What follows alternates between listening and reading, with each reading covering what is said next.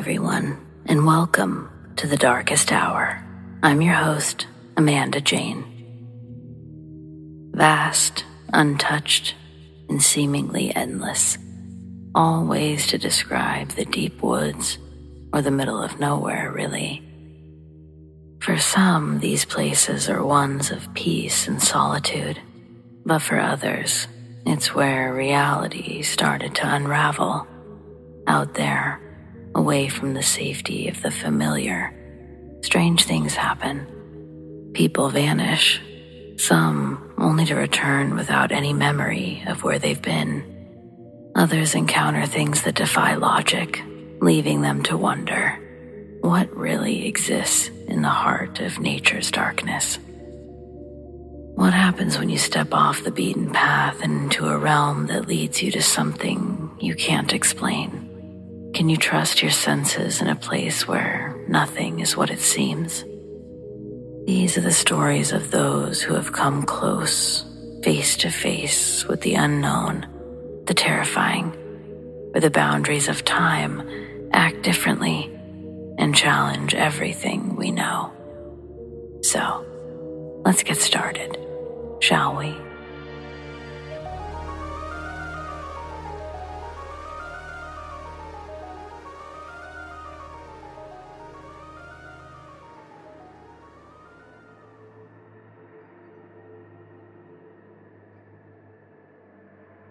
I had been driving for hours. The heat had finally started to give way to the cold as the sun set.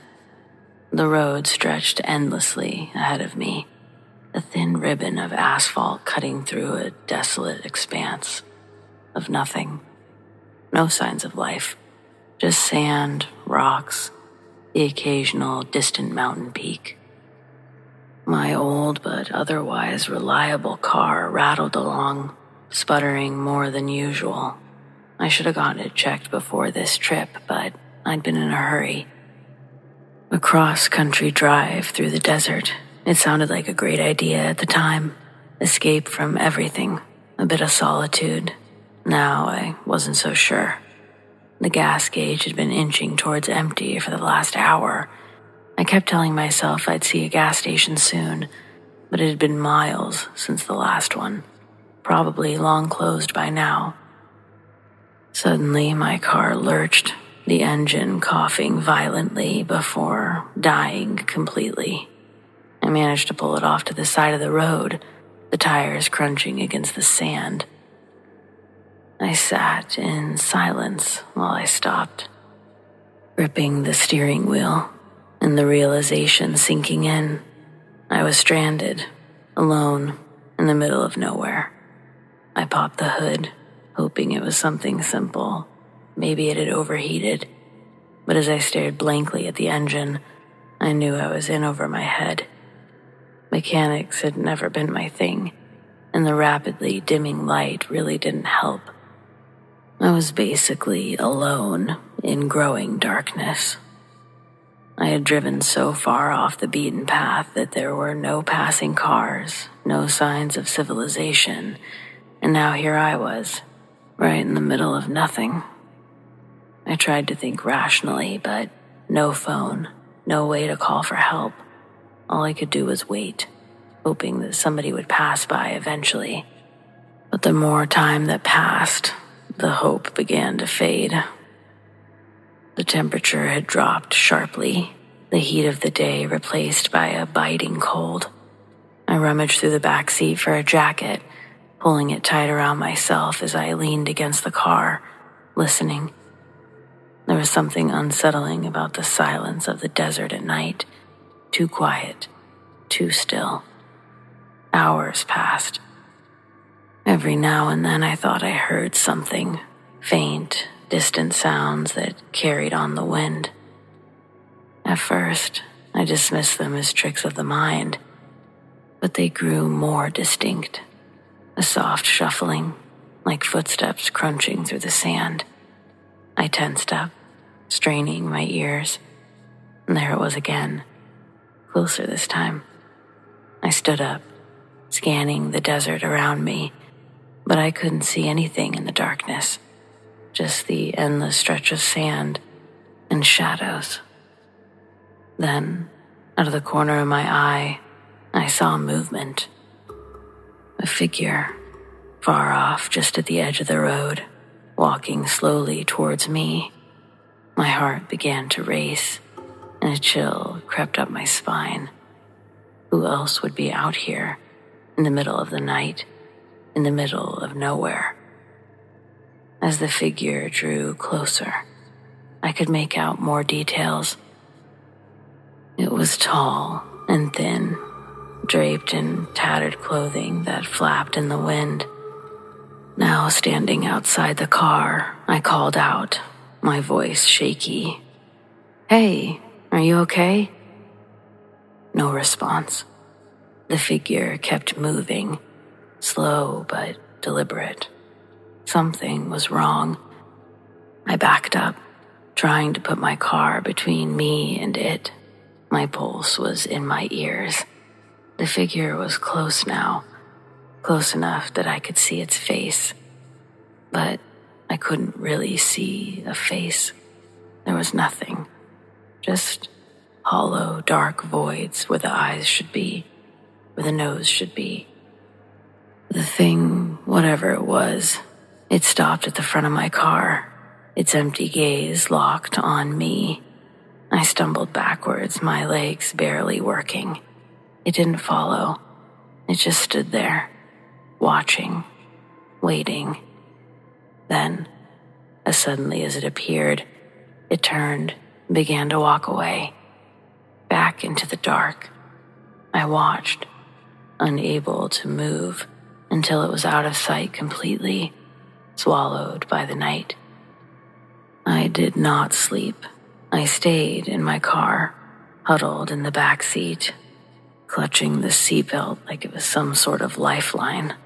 Every sound had me on edge. Every gust of wind sent my heart racing, but nothing else came.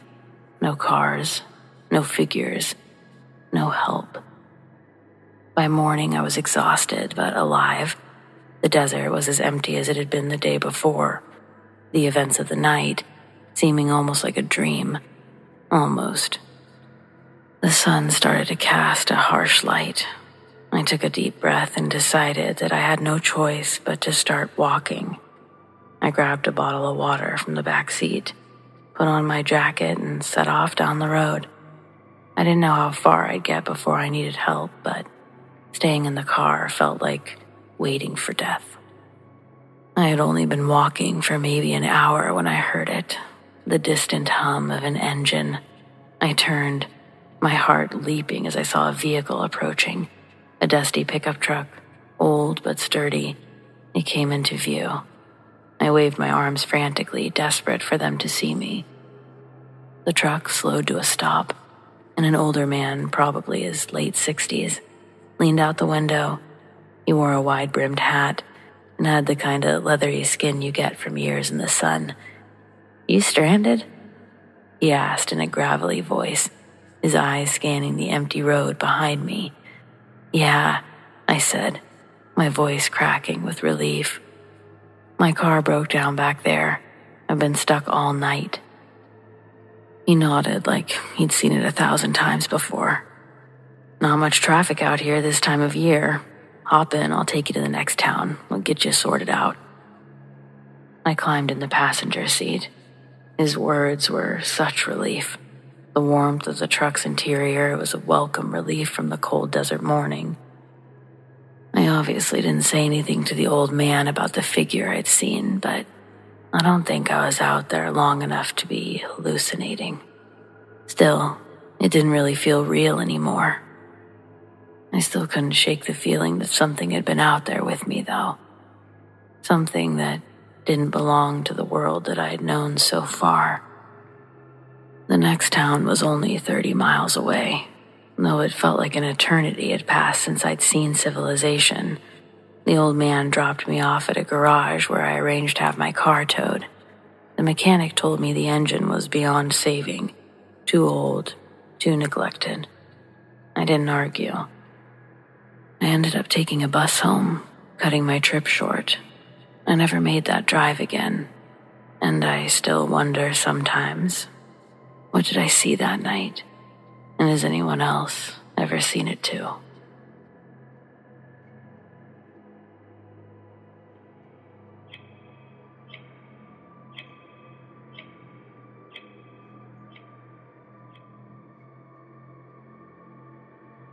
Backpacking in the Maryland, Pennsylvania section of the Appalachian Trail, around 17 years old.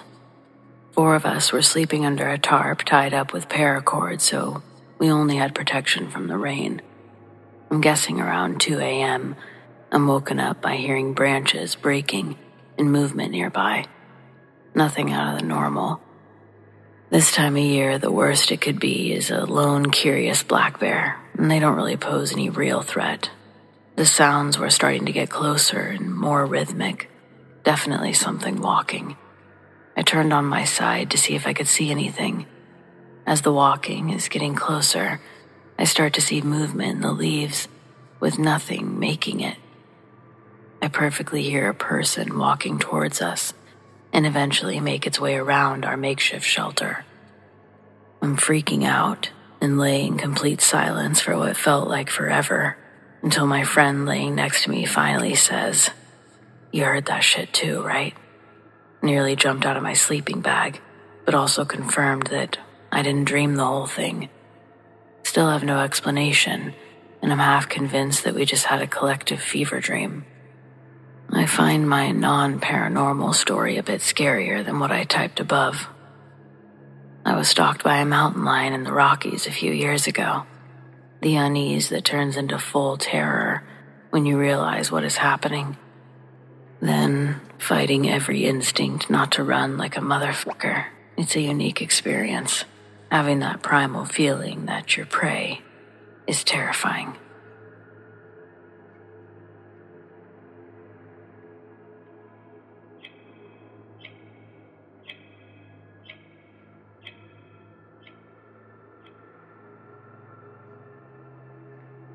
My wife Sarah and I have always been drawn to the outdoors. We've been together for 6 years now, married for 2. And camping had always been our way to unwind from the daily grind. We appreciated the serenity of the woods, the crackling of a campfire, and the silence broken only by rustling leaves.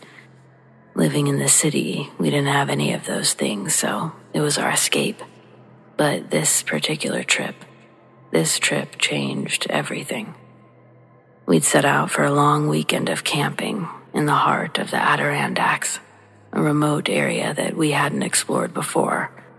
The trail was quiet, almost eerily so. We hiked for hours, further than we intended, pushing ourselves deeper into the wilderness. The map we had seemed outdated. Paths that should have been well-worn were barely visible. We didn't mind, though. We liked the idea of being off the beaten path. It was around dusk, and the sun was dipping just below the trees. We stumbled upon it. The house. It shouldn't have been there. Hidden amongst the dense trees, almost blending into the shadows. It was old, decaying. It looked as if it had been forgotten by time. The wood exterior was gray with age, the roof sagging in places. Vines crept up the sides. I glanced at Sarah, her brow furrowed. "This isn't on the map, is it?" I asked, already knowing the answer. "No," she whispered, her voice barely audible at this point. "It's not." We sort of stood there for a moment just staring. I don't know what compelled us to go inside. Maybe it was curiosity. Maybe it was the strange allure of finding something so out of place. The front door just sort of creaked open ominously. The air inside was stale, thick with dust, the faint scent of something rotting. But there was a strange warmth to it too, as if the house was still lived in, though no one had been here for years. The interior was unsettling. There were old, threadbare chairs, a table that had been untouched with a tea set laid out, as if waiting for a guest to arrive. And a clock on the wall. It seemed to tick faintly, though the hands never moved. "This place feels wrong," Sarah muttered. I could see the unease all over her face, the way that she gripped her jacket tighter around her. I couldn't really argue either, but something about the house just kept us in there. We wandered around through narrow hallways, peeling wallpaper all around. It was like a true haunted house. Past rooms with furniture draped in dusty sheets. And then we reached a staircase. "Let's not go up," we said at the same time, instinct telling us to keep our distance from whatever might be on the second floor. So we turned back around, and then we heard it. A soft thud. Footsteps. My heart was literally racing. We weren't alone. "Hello?"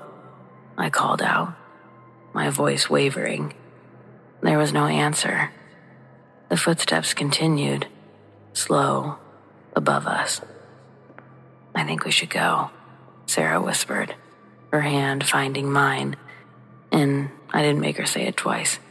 We backed out of the house, moving fast. As soon as we crossed the threshold, the air outside felt different, lighter, surely cleaner. The house itself was oppressive.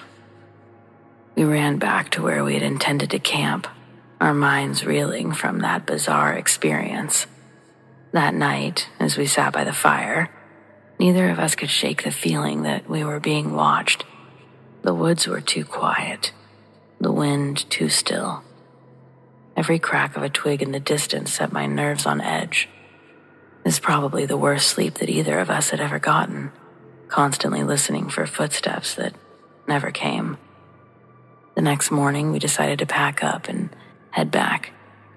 I couldn't explain it, but I felt the desperate need to leave, to get far away from whatever we had stumbled upon.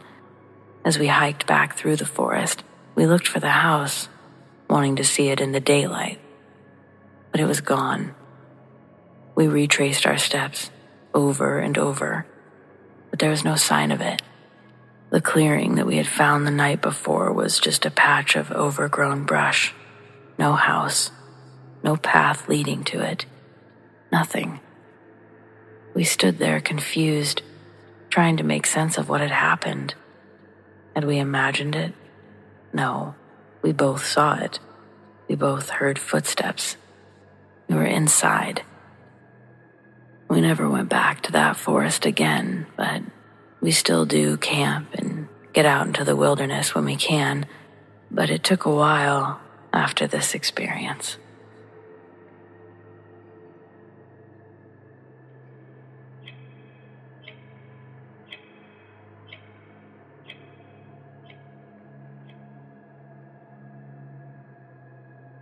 It was meant to be a pretty flawless weekend. Just me, Ray, in the wilderness. No work, no stress, just the sound of birds and campfire. We pitched our tent near the edge of a really thick forest, miles away from any signs of civilization, on purpose. The sky had been clear when we arrived, and the evening sunset had lit the trees in a nice golden glow. It kind of felt like paradise. That night, we sat by the fire, sipping beers, talking about everything and nothing at the same time. The smell of pine. Loved that smell. The stars were also scattered. It was a clear night. Not a hint of nothing wrong. But looking back, I wish I'd paid more attention to the wind. It had picked up a little, just a little, enough to make the flames from our campfire dance a little bit higher than they should have. I woke up in the middle of the night to the smell of smoke, thick, heavy, acrid. At first, I thought that it was just the remnants of our fire, but then I noticed the sky outside the tent. It wasn't dark anymore. It was glowing, a sickly orange that flickered through the trees. "Ray," I whispered. I was shaking him awake. "Ray, wake up." He groaned, rubbing his eyes. He smelled it too right away. His eyes flew wide open. He sat up, unzipping the tent, sticking his head outside. Holy crap, it's a fire. I scrambled out after him, my stomach dropping. The horizon was lit up with flames, and the fire was closer than I could have imagined. Close enough that I could feel the heat against my skin. And the wind, it was wild now, whipping through the trees, pushing the fire towards us like some living monster. I remember thinking, we're gonna die. We gotta go, Ray said. His voice was tight with panic. We gotta go right now. We didn't have time to pack anything. We grabbed the keys, our phones, bolted for the car. The smoke in the air was so thick, it stung my eyes, made my throat burn. Could hardly see a thing. The sound of the fire was a low, menacing roar, but it grew louder with each second, closing in literally all around us. As we reached the car, the first embers began to rain down, red, hot, dangerous. Ray fumbled with the keys, swearing under his breath. His hands were trembling. I watched him try to unlock the doors. The heat was intense, like the air itself was literally fire. Come on, he shouted to himself.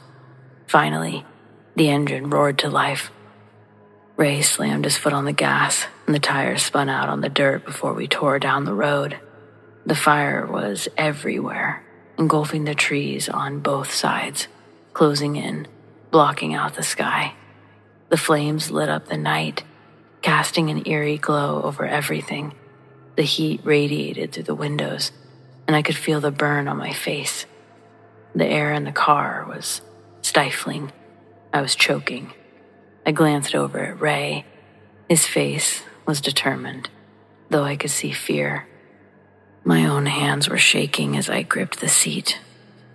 We can outrun it, Ray said. We'll get out of here. I nodded, but inside I wasn't so sure. The fire was moving fast, and then I thought, is this even possible? It felt like a dream. Every few seconds, another tree burst into flames, sending embers swirling in the air like fireflies. We were trapped between walls of fire, and it felt like they were closing in on us, tightening. We sped around a bend, and then it happened. Ahead of us, a massive tree, engulfed in flames. It had crashed down across the road. Ray slammed on the brakes, and we skidded to a stop, inches from the burning wreckage. I could feel the heat radiating off of it, so hot it seemed to warp the air. I looked at Ray, panicked. We can't go through that. If we don't, the fire's gonna trap us, Ray said, and his voice was tight. We have to go through. I didn't have time to argue. He hit the gas, and the car surged forward. I screamed, bracing myself as we barreled straight towards the flames. The fire, roaring on both sides. For a second, it felt like we were driving into the heart of it. I could feel the heat searing my skin, the car filling with smoke. I swear I thought the car was going to melt all around us. I covered my face with my arms, feeling the intense heat pressing against me. But then, just as suddenly, we were through. The flames disappeared in the rear view, the orange glow fading behind us as we burst onto an open stretch of road. The sky was hazy, and the air was thick with smoke, but the fire was behind us, and we made it out. And then we heard it. Emergency services. I just sat there, shaking uncontrollably. My lungs burned, and the smell of smoke was heavy in the air, but we were alive. Ray's hands were trembling, and he was pale. His face was smeared with soot. Neither of us said anything for a long time. We just sat there, trying to catch our breath, process what had happened. Finally, I broke the silence. We almost didn't make it. Ray nodded, but we did. I turned back, looking at the fire, devouring everything in its path. I could hear the roar, but it was quieter now. We had escaped, but just barely. Firefighters worked on the fire for hours, and we were at the hospital for a majority of it. There wasn't a burn ban at the time, so we didn't actually end up getting in trouble, but there probably should have been one. Either way, I'm just happy we made it out alive.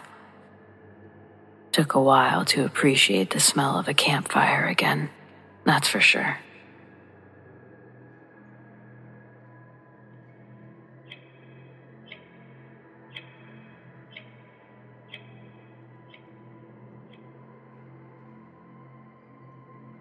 I've been backpacking for as long as I can remember, cutting through forests or mountains that most people wouldn't even step foot in. The deep woods have always been a sanctuary for me. I know how to track animals, read the weather, navigate the stars when the GPS fails.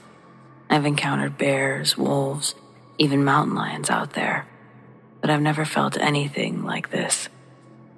The trip was supposed to be routine, just a couple of nights solo in the Cascades, pushing deep into a section of the forest that I hadn't been to yet, but I'd heard a lot about.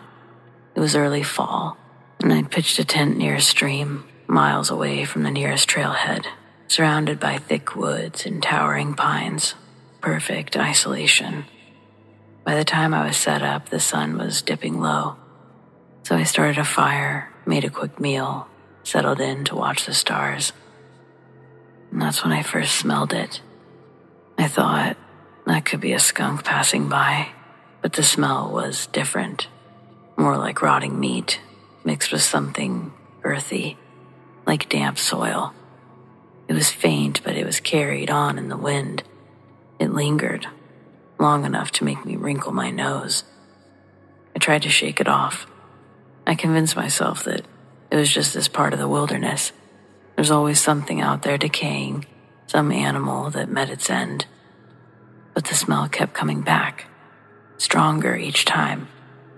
And then I heard something.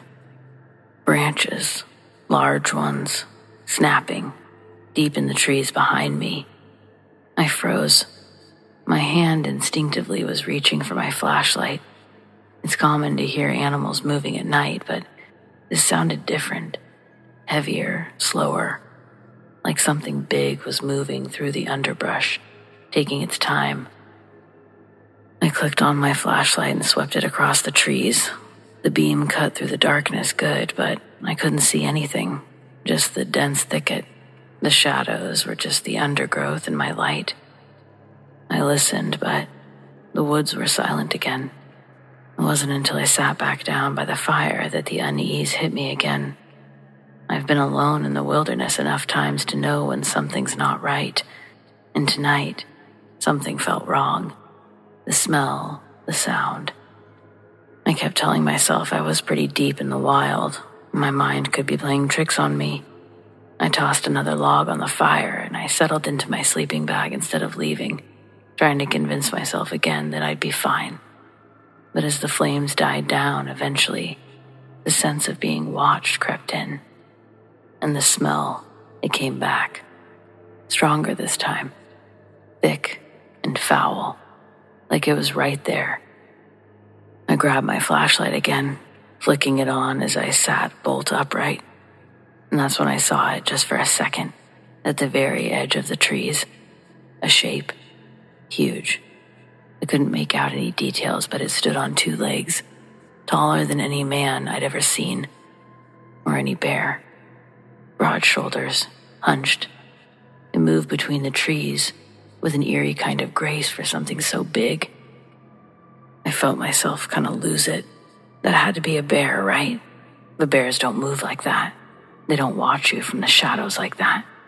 I stayed frozen, the flashlight beam trembling in my hand now. Whatever it was, it blended into the trees so well, I almost couldn't see it until it moved again. Slowly, this time. It was like it was pacing, and then watching me. I heard another snap, the crunch of something heavy, and that smell now, it was sickening. It was like it was right on top of me. Whatever this thing was, I wasn't going to get caught unprepared. I stood up, grabbed my bear spray, flashlight in hand, shaking. I started to make noise, clacking things together, yelling. In the event it was a bear, I wanted it out of there. I told it as much. Get out of here. No response. But I saw movement again. A dark silhouette shifting behind the trees, quicker this time. My hands were officially shaking. My grip on the light and the spray was slippery. I was trained for this, though, prepared for wild animals, you know? But this didn't feel like anything I'd ever faced before. And then it let out a sound. It wasn't a growl, not like a bear or a wolf. It was deeper, guttural, almost like a heavy, wet breath. The kind of sound that hits you in the chest, hits that primal part of your brain and tells you to run. But I didn't. I couldn't. I just stood there, trying to figure out if I was still hearing things right, or if the forest was playing tricks on me. The creature moved again. Its shape was looming. It paused, as if deciding whether it was going to step into the clearing or stay hidden. But my throat was dry, and my heart was racing. Every instinct told me to flee, but I didn't want to make a sudden move, or maybe I couldn't. I just stood there gripping the bear spray, and that thing just out of sight, its foul stench hanging in the air between us. And then it slowly backed away. I heard it crashing through the trees, heavier now, less cautious. It was running until the sound faded into the distance. I stood there for a long time, listening and waiting for the sound to come back, but it didn't. I doused the fire, packed my gear as fast as I could, and started walking. I didn't stop until the sun was rising. I never saw it again, I never heard it again, and I didn't smell that god-awful stench again.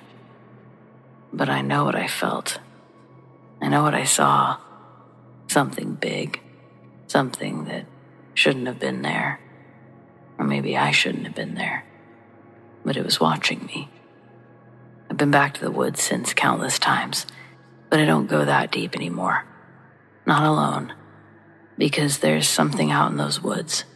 Something I have no desire to see again.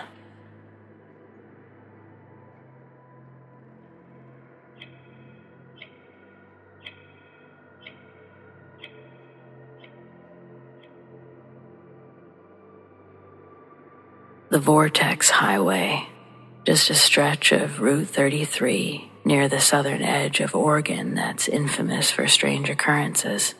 Compasses spinning, birds flying in circles, electronics shorting out.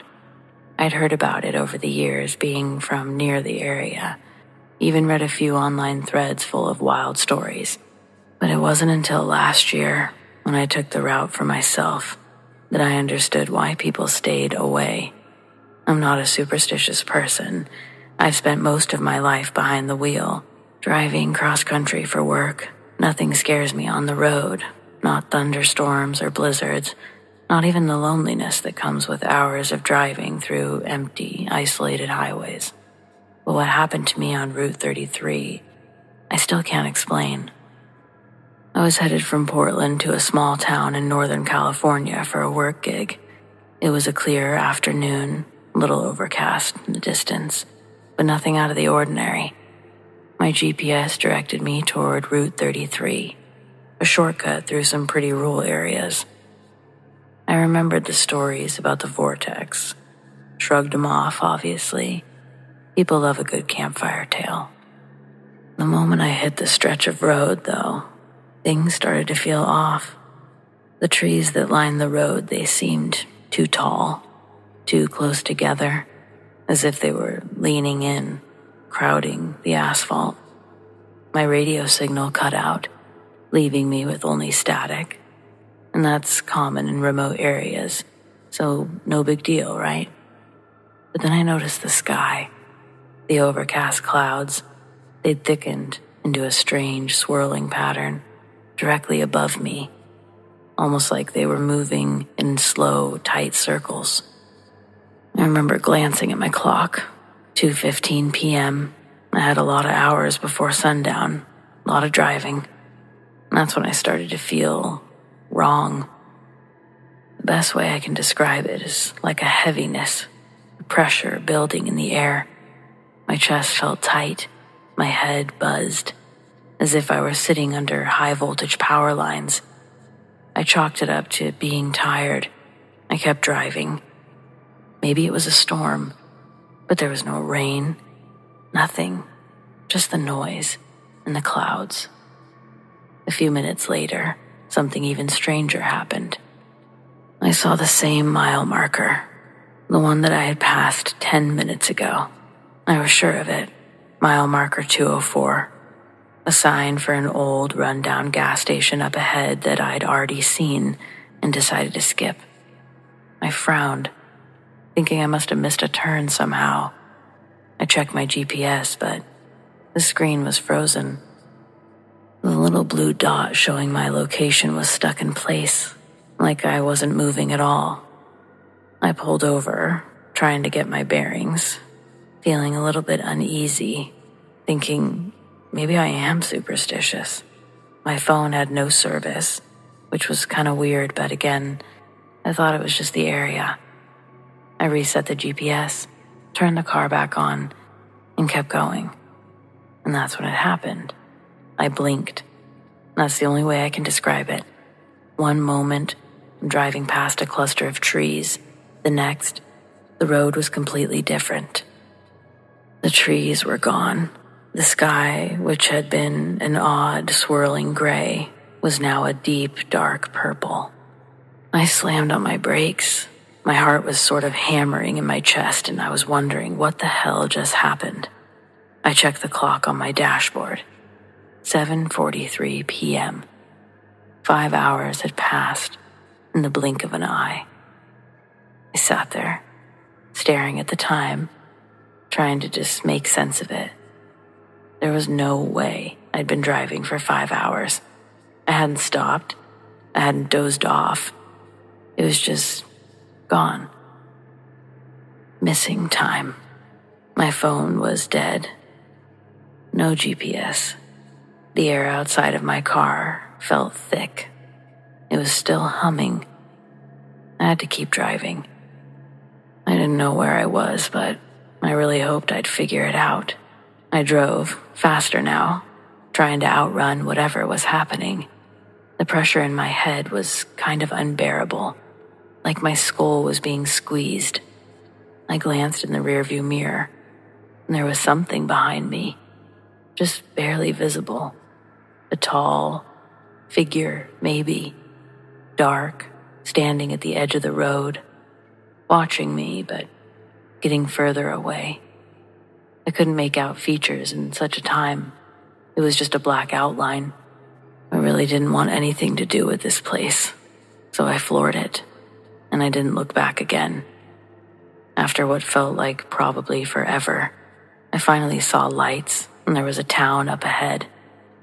As soon as I passed a gas station, my phone pinged to life, and the clock on my dashboard seemed to be working with reality, showing 8:10 p.m.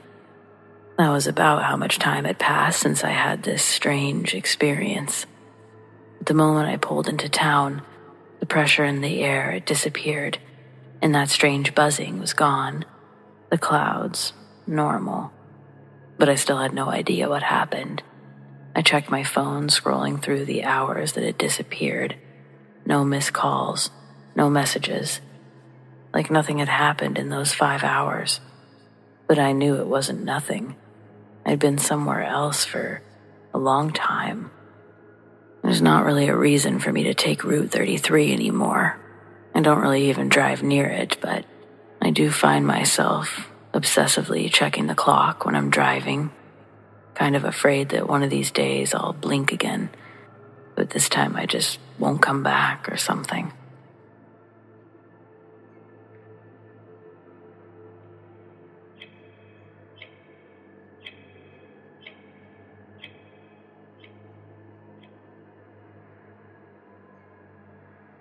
I was in my 30s at the time, and I was deeply into turkey hunting. One early morning, long before the sun had risen, I set off on an adventure, one to a remote section of a national forest in the Ozarks in Missouri. It's still dark when I reached a rugged, overgrown trail, one at the forest's edge, a place where I knew few hunters ever ventured. I parked my truck, shouldered my gun, headed off, feeling that familiar thrill that comes with being completely alone in a vast, untouched landscape. After walking a while, I sat down in the cover of some trees, waiting for the toms to start gobbling. As I scanned the silent surroundings, I heard it, a single gobble breaking the stillness, faint but clear, coming from just beyond the next ridge. Excited, I quickly descended the ridge that I was on. I scrambled up to the next one, certain that I was closing in. The gobble echoed again, but this time it was from the next ridge over. I hurried down and up again, my pulse quickening as the sky slowly brightened. I sat, waited, and listened. But there was nothing. No gobble, no sign of the turkey I'd been chasing. The morning light was now revealing the dense forest all around me, and that's when it hit me. I'd lost all sense of direction. The ridges looked the same, the trees uniform, and the faint trail that I'd followed earlier was nowhere in sight. Panic started to creep in a bit. I had no food or water with me, no idea which way to go. I tried to remain calm, weighing my options. If I picked the wrong direction, I could wander deeper into the wilderness. Yet staying put wasn't an option either. I gathered my nerves, decided to head down and up the next ridge, hoping to find some landmark or trail. It truly felt like I'd been hiking for hours. The landscape seemed endless and indifferent to my plight. My thoughts grew darker, even in this short amount of time, imagining how long I could be lost out here with no one to even know where I was. Then, as if answering my unspoken prayers, something miraculous happened. Out of nowhere, a dog appeared, a scruffy, lean figure, trotting through the underbrush. The sight of it was almost surreal, like a beacon in the wilderness. Relief had flooded over me. I knelt down, frantically petting the dog, hoping that it would lead me somewhere, anywhere, someone that could guide me into civilization. But the dog didn't seem to have a destination in mind. Instead, it just stuck by my side, moving with me as I hiked along the ridge. I continued, now with this unlikely companion, climbing down and up one more ridge. And then, just when I thought that I was completely turned around, a trail appeared, like it had materialized out of thin air. The dog still trotted alongside me as I made my way back to the truck. My heart was still pounding from the fear that I'd felt just moments before. When I reached my truck, the dog gave me one last look, then turned and darted off into the trees, vanishing as suddenly as it had appeared earlier. I actually stood there for a long moment, watching the spot where it had disappeared to, wondering where it had come from and why it had found me. I looked at the topographical map before heading out that morning, and I knew that where we were, there were no homes, no cabins, nothing for miles in this part of the forest. The dog had no collar and showed no signs of being cared for. I briefly considered trying to call it back, to take it with me, but it was already gone. Over the next few days, the mystery of the dog lingered in my mind. I couldn't shake the feeling that something more was beneath the surface of that encounter. A few weeks later, while talking to a friend who worked for Park Services, I recounted the strange event. His face grew serious when I mentioned the location. He told me that a hiker had gone missing in that exact area several months earlier. They'd searched for weeks, but never found the man. They said the missing hiker's body was never recovered, The local authorities eventually found his dog. The description of the animal matched the one that had found me. It seemed I had encountered the very same dog that belonged to the missing man. The thought sent a chill down my spine. Somehow the dog had survived out there, wandering in the woods long after its owner had vanished, only to appear at a perfect moment to guide me back to safety.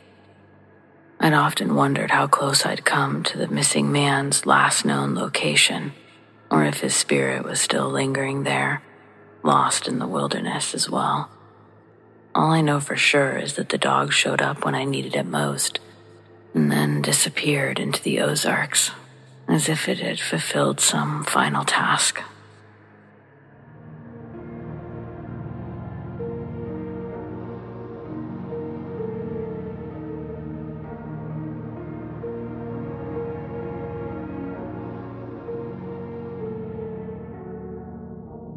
Well, friends, it appears we've reached the end of tonight's episode. But thanks for joining me, whether it's your first time or you're a regular. Your support means the world over here.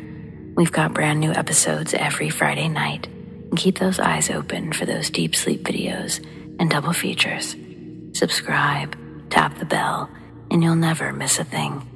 Big thanks to those who shared their stories, and a huge shout out to all of our patrons, whom we appreciate so very much. Tracy S, Mary H, Tamara K, Monica L, ZoeWatt, Chelle B, Donald C, The Dark Cosmos, Marion T, Rat Girl, Alisha S, Erin G, Nikki H, Mr. Revenant, Naz K, Brendon G, Paul T, Nicholas C, Lizanne, Arlene F, Adrian, and TF Parham. If you want to support The Darkest Hour in other ways, consider joining my Patreon. Check out patreon.com/thedarkesthour, or click the link in the description to learn more. Do you have stories like these? I'd love to share them. Send them to me, Amanda, darkesthour@gmail.com, or on the Darkest Hour subreddit, The Darkest Hour YT. Stay spooky.